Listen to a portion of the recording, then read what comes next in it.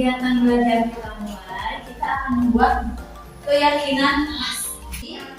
Anak-anak bisa tempel gambar-gambar di sini. Gambar-gambarnya sudah disediakan di sini.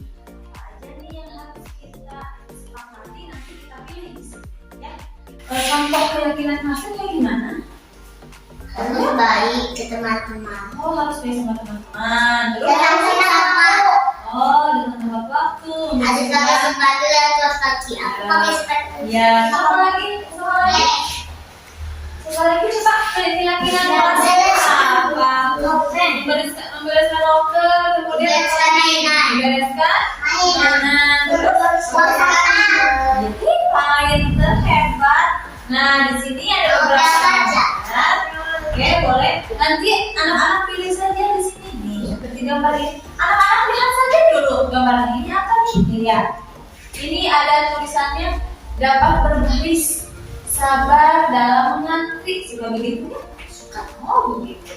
Di sini ada berdoa sudah dan sebelum dan sesudah kegiatan. Kemudian ada gambar apa ini? Menyimpan tas ke tempatnya. Ini bisa disepakati nanti. Kemudian berbuat baik kepada semua teman. Banyak sekali. Pilihan gambarnya banyak sekali. Nanti anak-anak boleh pilih satu di sini nih. Nanti pilih satu, misalkan ambil yang ini, cabut ininya, cabut kemudian tempel di situ. Bisa? Mau? Mau seperti itu? Oke, sekarang kita mulai ya.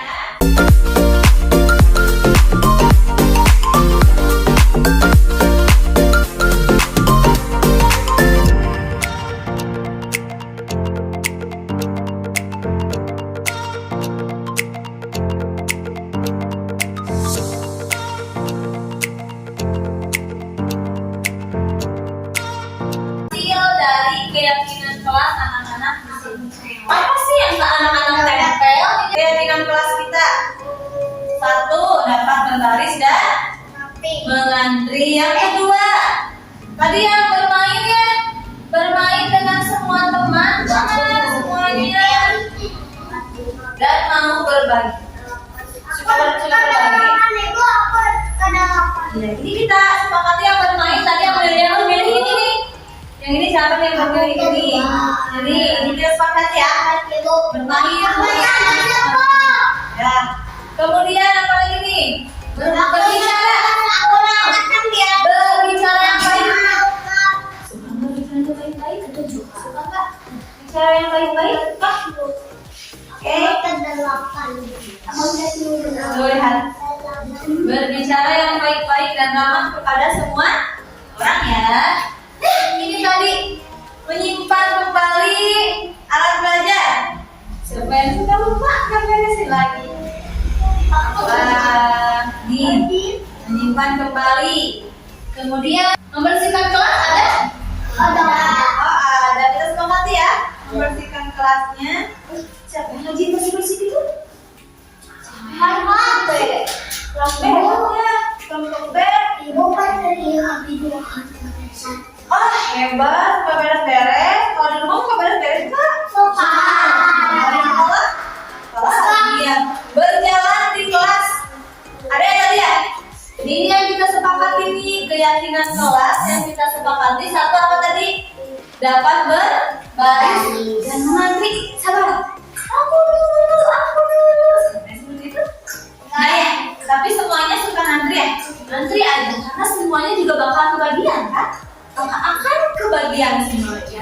Kemudian bermain dengan semua teman. Nih, berbicara yang baik-baik dan ramah kepada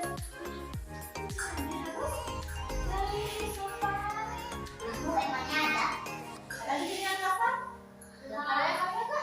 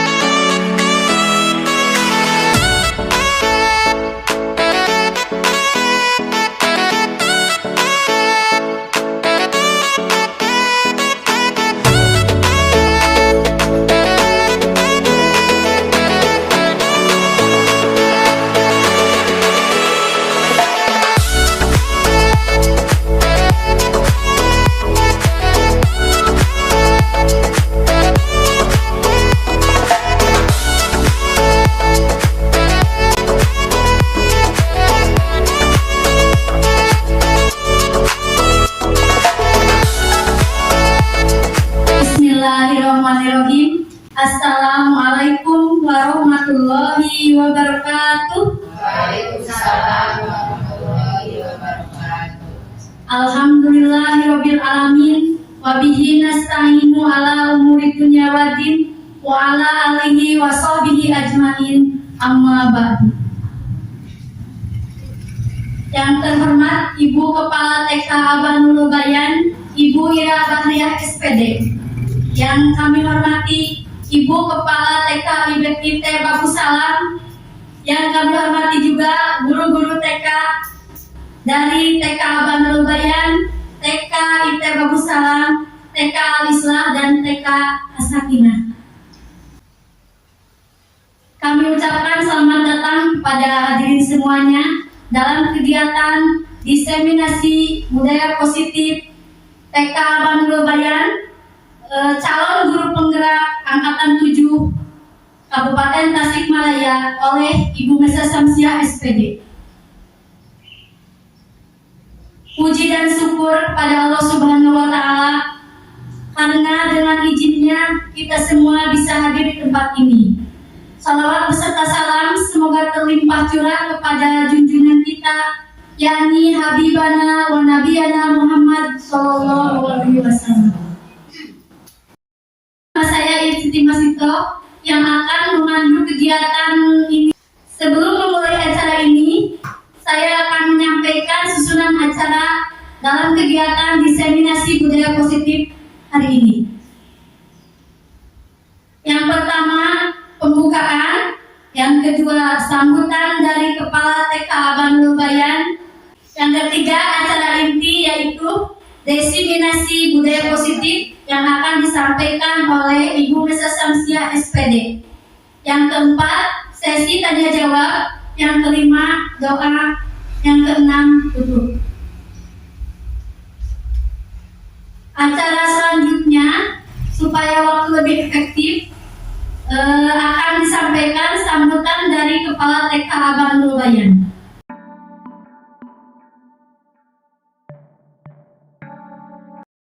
Assalamualaikum warahmatullahi wabarakatuh. Alhamdulillah, dan saya mengucapkan terima kasih kepada ibu-ibu, rekan-rekan yang sudah hadir dalam acara diseminasi budaya positif di TK Abanul Bayan, yang mana kegiatan ini akan membawakan materi yang akan disampaikan oleh guru kami, yaitu Ibu Mesa Samsiah, CGP Angkatan 7 Kabupaten Tasikmalaya. Harapan kami yaitu dengan kegiatan ini bisa bermanfaat untuk khususnya untuk sekolah kami dan untuk sekolah-sekolah di sekitar kami. Dan sekarang di sini ada sekolah dari TK Al-Islah, As-Sakinah, serta sekolah dari TK IT Bagus Salam. Dan semoga acara ini nanti berjalan lancar. Ini bukan sekedar wacana atau sekedar teori saja, dan semoga bisa dilaksanakan atau diterapkan di sekolah kami, khususnya juga di sekolah-sekolah yang ada di sekitar kami. Sekian sambutan dari saya. Billahi taufiq wal hidayah. Wassalamualaikum warahmatullahi wabarakatuh. Hadirin yang kami hormati, acara selanjutnya yaitu penyampaian materi tentang diseminasi budaya positif yang akan disampaikan oleh Ibu Mesa Samsiah SPD, CGP Angkatan 7 Kabupaten Tasikmalaya. Kepadanya disilahkan.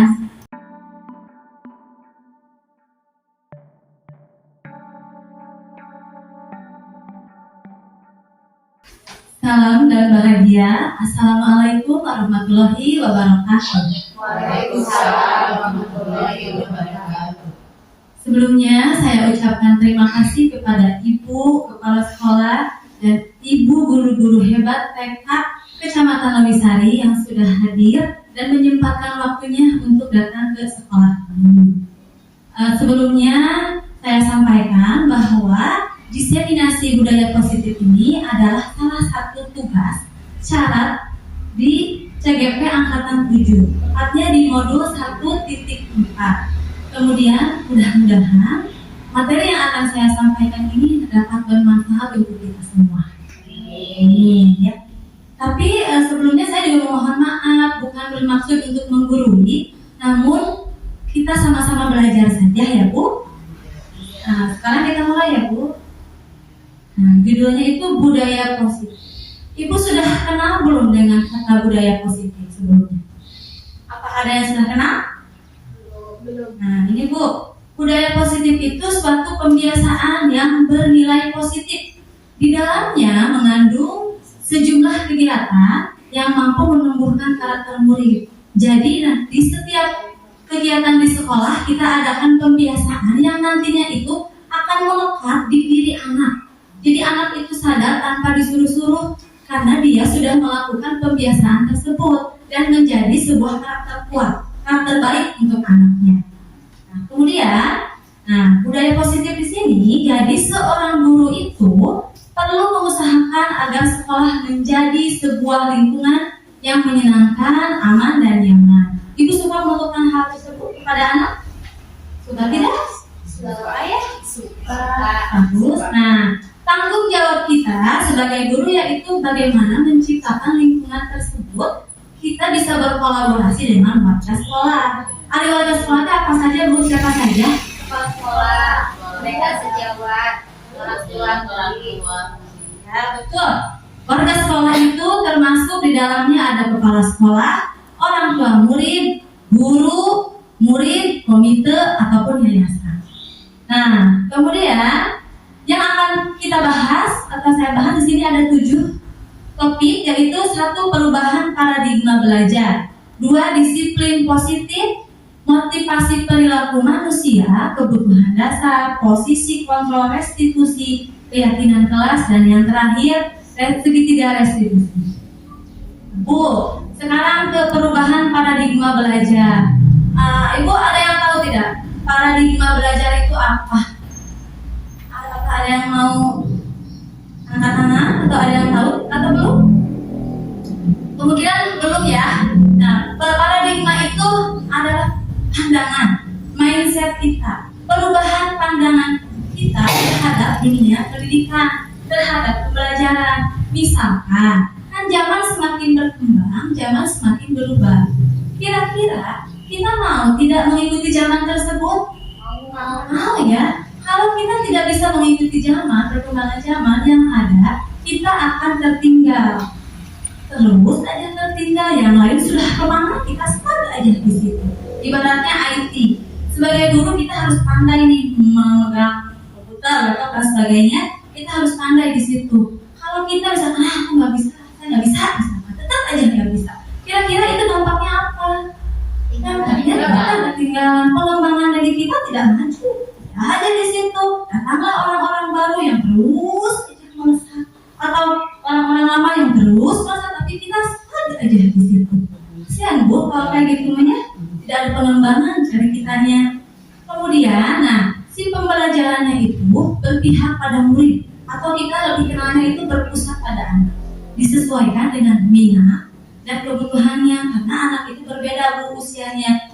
Usia 4 tahun kebutuhannya di usia 4 tahun, usia 5 tahun kebutuhannya di 5 tahun. Tidak bisa usia 4 tahun kita jejelin tuh pakai 6 tahun, kira-kira efektif nggak itu? Tidak ya, tidak bisa.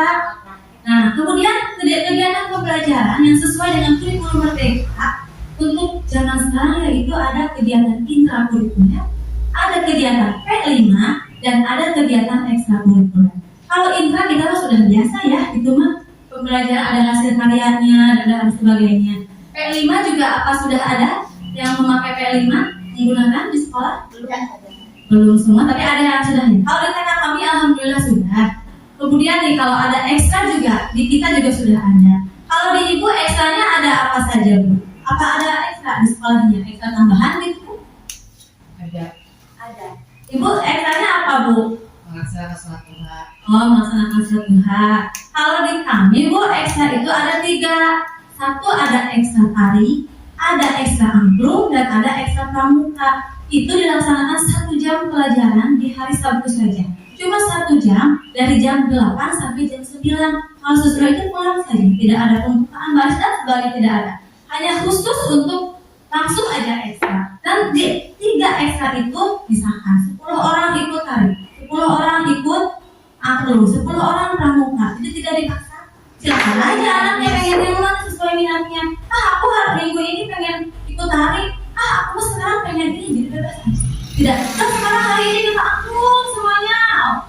Tidak begitu ya. Jadi dipisah-pisah sesuai dengan minat anak. Lanjut ya Bu. Nah, kegiatan pembelajaran tadi itu harus sesuai dengan nilai-nilai pelajar Pancasila. Nah, Ibu sudah mengenal dimensi profil pelajar Pancasila? 1, apa Bu? Beriman dan bertakwa kepada Tuhan Yang Maha Esa. Kedua apa Bu? Kebinekaan global, bergotong royong, kreatif, kemudian berdiri dan belajar aktif. Sudah mulai ya, ada di PMM ya Bu?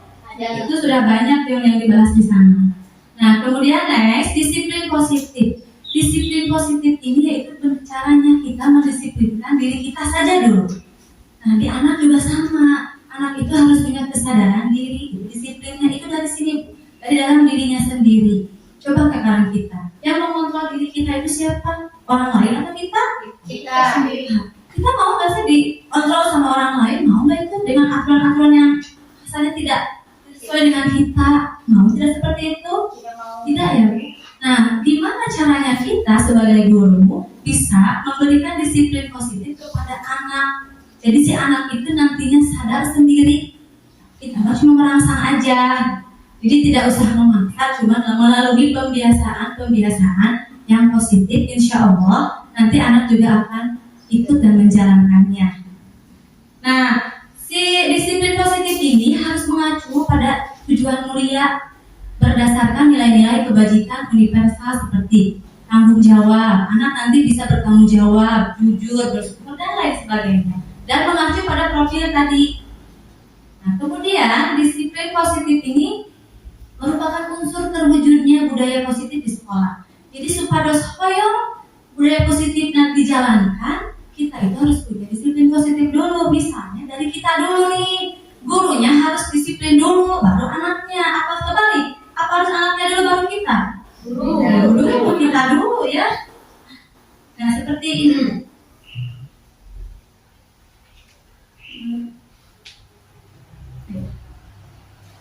Teori selanjutnya ya Bu, teori motivasi, hukuman, dan penghargaan restitusi.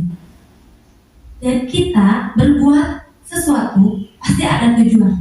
Kita melakukan ini, kegiatan ini pasti ada tujuan, ada motivasinya apa. Nah, sama dengan perbuatan kita di sehari-hari, kita pasti mempunyai tujuan, ada motivasi. 1, misalkan kita berada di zona mana nih?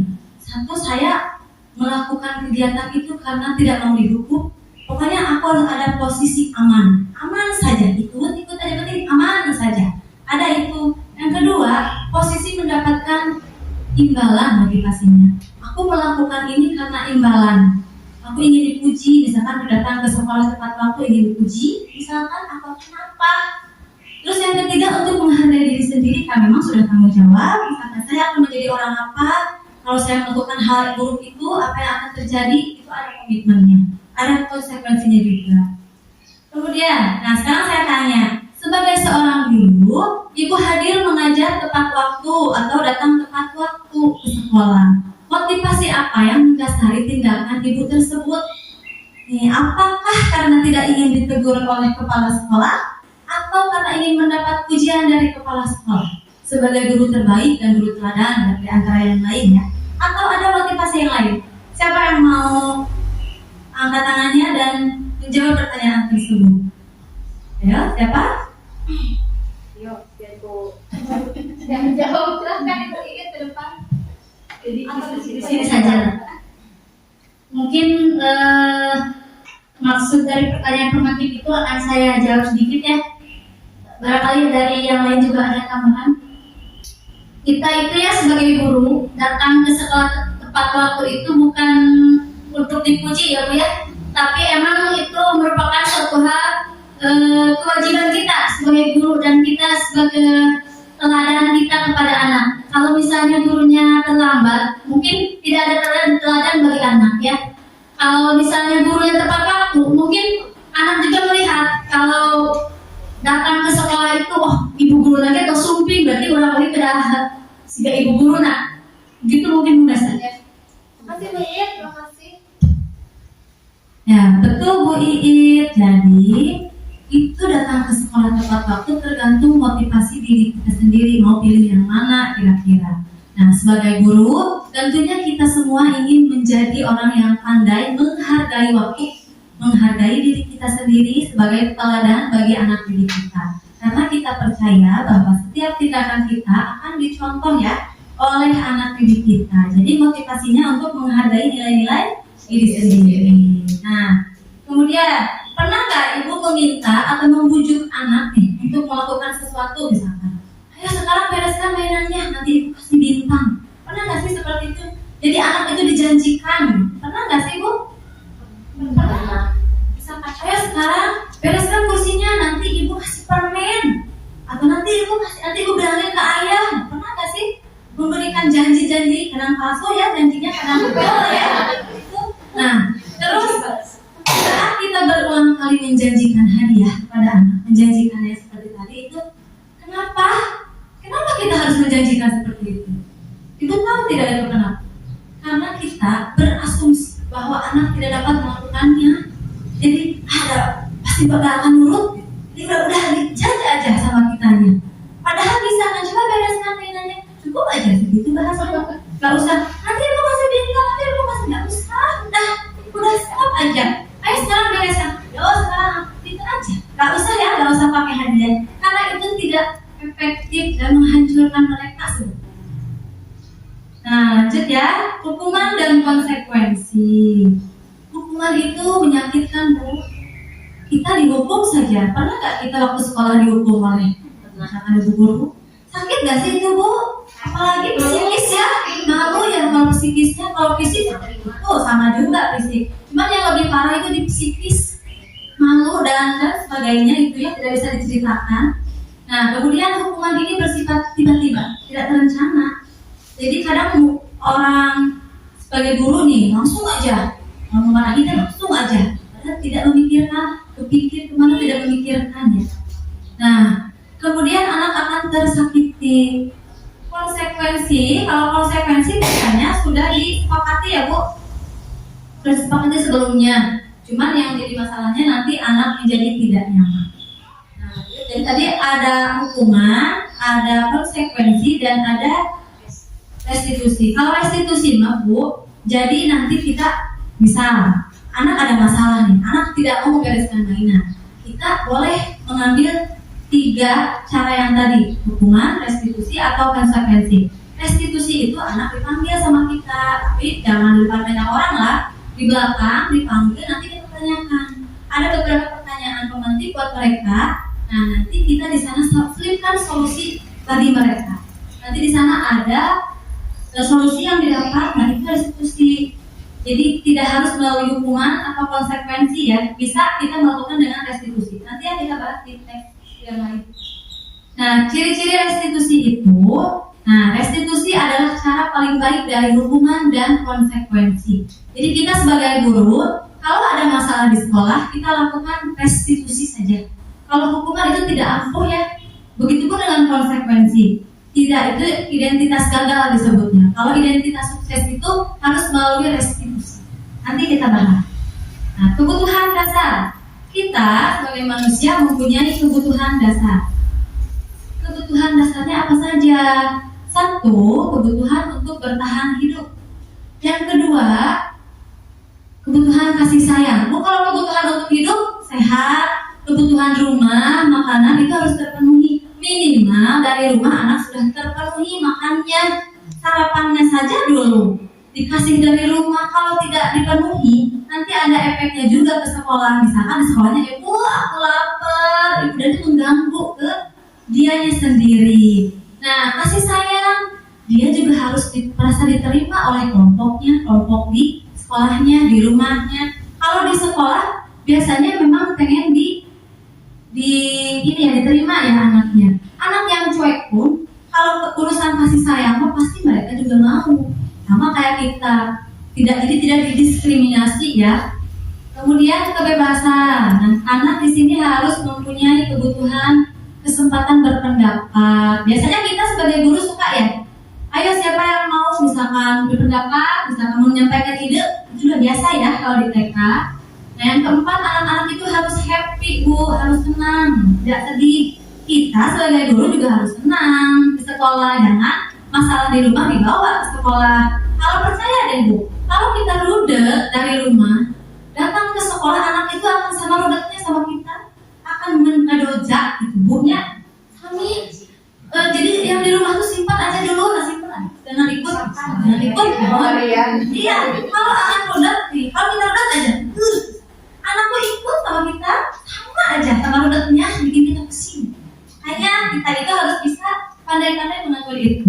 Yang kelima, penguasaan, power. Anak juga punya harga diri Bu, ingin diakui pencapaian nih, udah bisa ini, udah bisa itu. Hargai sama kita, hargai juga sama orang lain. Jadi kita pengennya dihargai. Ya sama, anak juga sama. Nah, 5 posisi kontrol. 1 penghukum. Kalau penghukum biasanya nada suaranya tinggi, tarik ya Bu. Terus suka menghardik, menunjuk, menyindir dan melotot. Ibu ada nggak di posisi penghukum di sini, ada nggak sih Bu? Jangan Bu, jangan ya. Jangan ya Bu. Nah, dampaknya apa? Dampaknya murid menjadi kejam, benci sama ibu itu. Dia tidak suka memberontak, ngajakin Bu, terus mengulangi kesalahan. Betul, tapi memang ibu enak. Dan ibu pernah nggak punya dendam sama ibu guru yang lain? Misalkan ingat-ingat flashback ibu TK, SD, SMA, ingat nggak sih Bu itu pernah nggak sih punya dendam? Nah, itu ada yang salah di tipe gurunya juga. Iya. Kemudian posisi kontrol membuat merasa bersalah. Guru yang di sini tuh suaranya lembut. Nah, murid terus dia bergerak. Kamu ibu stres gara-gara kamu. Pernah nggak sih Bu kayak gitu? Misalkan tahu aja begitu. Ibu kecewa sama kamu, kecewa. Terus aja anaknya dideket gitu, dijajah aja. Yang disalahkan terus. Nanti si anaknya itu, aku misalkan jadi sedih dan anaknya itu merasakan identitas yang gagal sebagai seorang murid karena telah mengecewakan orang tua. Nah, posisi kontrol kemana? Kalau ini mah hubungannya baik dengan guru, dengan orang murid, misalnya nadanya ramah, gaul gitu, sama anaknya kayak friendly, sahabatan, bestie ya kalau sekarang. Nah, tapi ada efeknya itu kalau misalkan ibu misalnya nggak ada, diganti sama Bu Iin, nggak mau aku pengen sama Bu Mesa aja, misalkan itu efeknya ketergantungan. Terus menurutnya sama Bu Mesa aja, sama Bu Iin, sama ibu yang lain sama. Itu efeknya. Tapi di antara posisi yang lain, posisi teman ini lumayan ideal, ya. Kalau penghukum kan tidak ideal, sama pembuat merasa bersalah itu tidak. Kalau teman ini lumayan, setingkat lumayan. Ya. Kemudian posisi kontrol pemantau. Ini kan bagian mencatat aja, dengan otaknya itu dicatat terus. Kemarin kasih kamu hitam ya, sekarang udah merah. Misalkan dicatat tahu gitu, tahu dari atas sampai bawah apa yang dikenakan, apa yang dilakukan itu tahu. Jadi dia akan menghukumnya, akan tidak dari sana. Nah, mengingatkan murid pada peraturan dan konsekuensi. Kamu kemarin udah pakai sepatu hitam, sekarang kenapa jadi putih? Besok pakai ya. Nah, jadi gitu pengingat ya. Kemudian posisi manajer. Nah ini nih posisi manajer itu posisi paling wah dan bagus, ideal. Suaranya tulus, jadi bijaksana terus, tapi tidak kaku gitu. Tidak tegas, tapi tidak kaku. Biasa saja mengajukan pertanyaan-pertanyaan yang bijak. Nah, terus membantu murid menemukan solusi. Ini tadi masuknya ke yang restitusi tadi nih. Yang di restitusi itu tipenya tipe manajer. Nanti ada identitas berhasil dari anaknya. Nah, keyakinan kelas. Ibu di sekolah ada keyakinan kelas? Ada ya? Ada. Nanti disepakati oleh siswa ya. Disepakati biasanya. Biasanya kalau di TK apa saja Bu keyakinannya?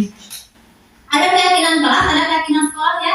Kalau keyakinan sekolah biasanya kayak tepat waktu datangnya. Kemudian memakai bajunya misalkan hari ini yang disesuaikan gitu sama ya. Kalau keyakinan kelas itu untuk di kelas saja. Misalkan kalau sudah belajar dirapihkan kembali alat belajarnya, alat bermainnya, misalkan. Nah, seperti itu. Untuk apa? Untuk kenyamanan pembelajaran di hari itu, di kelas itu. Ini wajib, biar nanti anak itu, aku gak boleh melanggar itu keyakinan kelas, tapi tidak dihukum kok Bu.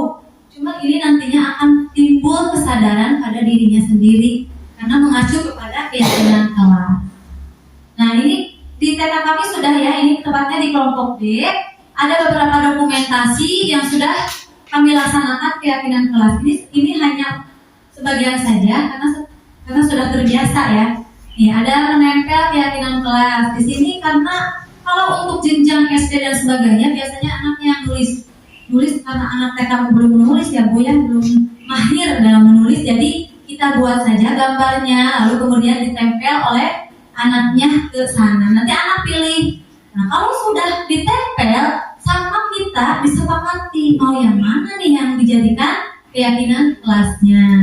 Nah, ini yang terakhir Ibu tadi segitiga restitusi yang tadi. Pertama ada menstabilkan identitas. Terus validasi tindakan yang salah, menanyakan keyakinan. Kalau menstabilkan lagi nih contohnya. Misalkan nih, oh begitu, misalkan kamu kenapa tadi tidak membereskan mainan? Kan aku pengen main, misalkan. Oh begitu ya, nggak apa-apa. Terus ada kasus lagi. Kamu kenapa tadi berantem? Kan tadinya Dimanya sama akunya jahat, misalkan. Dimanya nanti tadi pukul aku. Oh iya, itu ya nggak apa-apa. Itu aja. Jadi kita stabil. Jadi tidak langsung, bukan? Stabil ya saja. Ya itu wajar. Kalau ibu dipukul kan akan sakit. Ibu juga kalau dipukul akan sakit ya. Gak apa-apa, wajar. Itu gak apa-apa. Yang kedua validasi. Nah, contohnya gini. Kamu pasti punya alasan ya melakukan hal tersebut karena memang itu sakit. Iya, gak apa-apa. Ibu maklumi, misalkan. Nah, yang terakhir, di sini nih fokusnya. Kan kita sudah buat keyakinan kelas. Nah, kamu sudah tahu kan keyakinan kelas kita bagaimana? Sudah. Apa keyakinannya? Enggak berantem sama teman, harus baik sama teman. Nah, itu kamu tahu. Kamu lebih pilih yang mana? Berantem atau sesuai keyakinan kelas? Sesuai keyakinan kelas, misalkan. Nah, terus apa yang akan kamu lakukan? Aku mau minta maaf deh, nggak akan melakukan hal itu lagi. Nah, itu sudah termasuk kepada solusi. Jadi kita harus memposisikan diri kita sebagai manajer di sini ya. Hukum itu tidak. Nah, ini saya sudah melaksanakan dokumentasi nih. Segitiga restitusi ada di YouTube. Nah, nanti saya kirim linknya. Nah, di sini ada beberapa kasus. Ada 2 kasus waktu itu. Ada kasus yang berebut mainan tadi dan ada kasus yang tidak mau mengembalikan mainan ke tempatnya. Kasus ini alhamdulillah sudah selesai, sudah dapat ditangani dan anak-anak sudah dapat berubah. Nah, di sini juga ada dokumentasi budaya positif. Kami sudah melakukan dan sering kami lakukan seperti menyimpan tas, menyimpan sepatu, salam sama ibu guru dan yang lainnya. Jadi itu rutin, tidak terlewat. Kemudian menyiram tanaman, menempelkan keyakinan atau kesepakatan dan lain sebagainya. Nah, Bu, saya mau tanya, bagaimana perasaan Ibu selama mengikuti sesi ini, Bu? Apakah senang, tunduk, atau ada yang baru? Apa ada yang berubah paradigma itu? Misalnya, oh iya aku harus begini, oh iya. Alhamdulillah ya kalau banyak. Nah, sekian.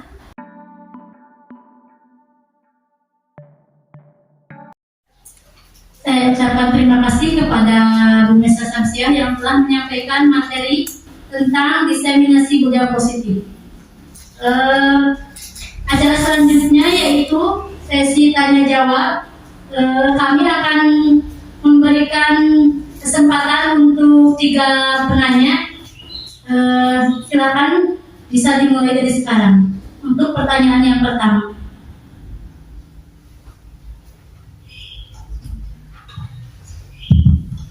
Bismillahirrahmanirrahim. Assalamualaikum warahmatullahi wabarakatuh. Perkenalkan, nama saya Yuni Hindrayani dari TKIP Bangsalam. Sebelumnya saya minta izin dulu ucapan terima kasih kepada pembawa acara yang telah memberikan sesi tanya jawab ini. Ibu Mesa mohon bertanya, misalnya begini Bu, bagaimana jika suatu saat anak itu melakukan kesalahan, terus kita memberikan hukuman, boleh apa enggak? Terus kalau misalkan kita memberikan hukuman, posisi ideal untuk guru itu seperti apa? Ya, mungkin itu pertanyaannya. Assalamualaikum warahmatullahi wabarakatuh.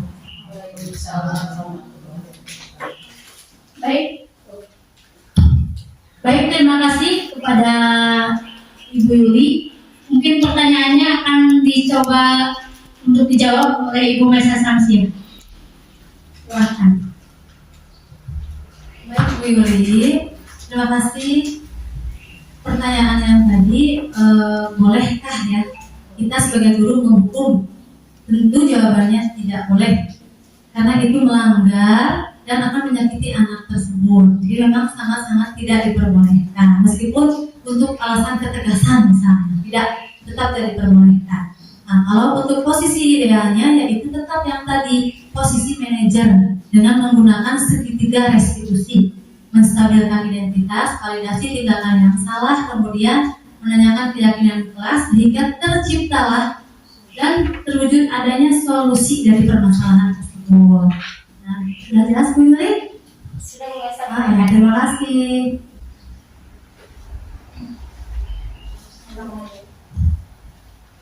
Alhamdulillah, untuk sesi tanya jawab sudah selesai.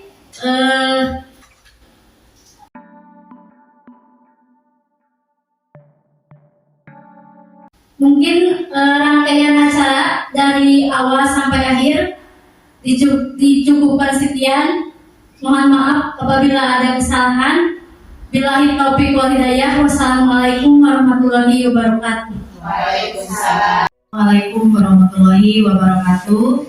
Saya Ira Bahlia, Kepala TKA Bandung Bayan. Saya kepala sekolah dari guru Ibu Mesa Samsia SPD CGP Angkatan 7 Kabupaten Tasikmalaya. Dengan adanya acara diseminasi budaya positif ini, tentunya saya sangat senang karena kegiatan ini sangat bermanfaat khususnya untuk sekolah kami, dan semoga nanti kedepannya sekolah kami akan jadi semakin kuat dalam hal budaya positifnya. Terima kasih. Wassalamualaikum warahmatullahi wabarakatuh.